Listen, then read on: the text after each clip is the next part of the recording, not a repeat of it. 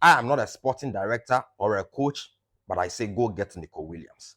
If you want to win the Champions League and make it look easy like PSG did, or back in the days when you used to win the Champions League, go get Nico Williams.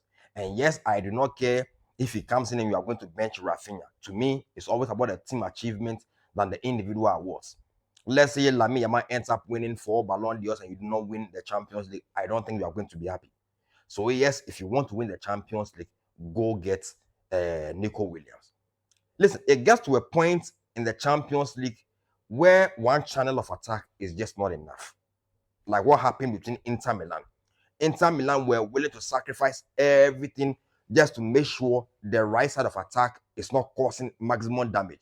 They knew they couldn't control it entirely, but they were willing to commit 2-3 players leaving the left side when they knew very well it was Rafinha there scoring a lot of goals, but they were willing to take that chance. I don't think they could do that with what's his name, Nico Williams in your side. They would have gotten slaughtered. That 1v1 players, they come in handy, especially semi-finals, quarterfinals, finals in the Champions League.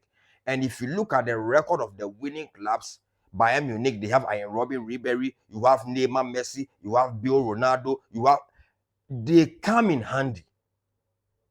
Because we know in the entire 90 minutes, one channel of attack is not enough. Coaches are too smart of late. They are going to find a way to keep you quiet. Lamine Yamal, first half, very explosive, but if you watch carefully, somewhere in the second half, he goes off because these coaches are working on you. They are not going to allow you to have a field day the entire 90 minutes.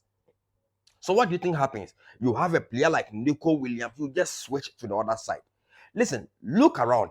Every winning team, whether it's on the international side, club side, you have a higher chance of winning when you have a lot of 1v1 monsters on the field. It's the reason why PSG made it look easy against Inter Milan, not because Inter Milan were that bad yes on the night. I think they didn't cover themselves in glory, but there was a reason why that happened. All front three attackers were 1v1 monsters. Who were you going to? Because one player couldn't handle any of them. The way you meet him 10 out of 10, you are going down 9 times. Kvaratskhelia, you meet him 10 out of 10, you are going down 9 times. Dembele, we all know what he's made of. Ambidextrous. He doesn't even know his dominant foot from his weaker foot. There's a higher probability he's going to take you down. And that is very much important. The flexibility between these 1v1 players.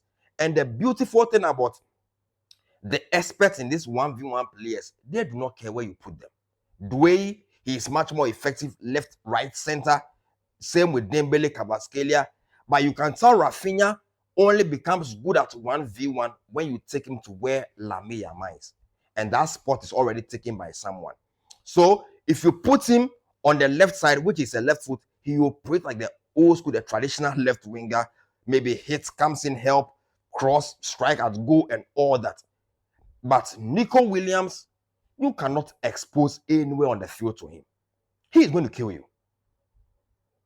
You cannot do that with Nico Williams. So my personal advice, if you want to win this Champions League, put the ego aside and go get Nico Williams. There's a higher probability of you winning the Champions League with him than with Rafinha. I know it sounds unpopular, but think about it. Think about it. 1v1 on laterals, you cannot compromise on that. You need them.